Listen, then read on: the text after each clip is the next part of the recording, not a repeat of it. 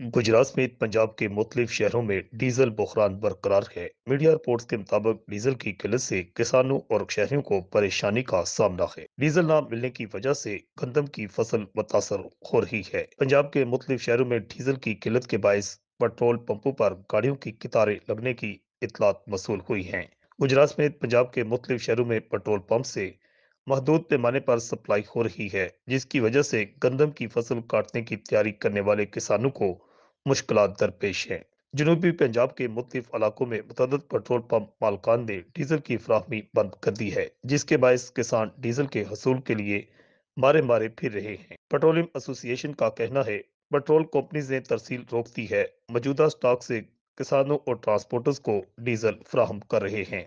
ताहम इसका नोटिस वजीर आजम शहबाज शरीफ ने भी ले लिया है और मुख्तलिफ टीमें तश्कील दी जा रही हैं और छापों का सिलसिला भी शुरू हो चुका है।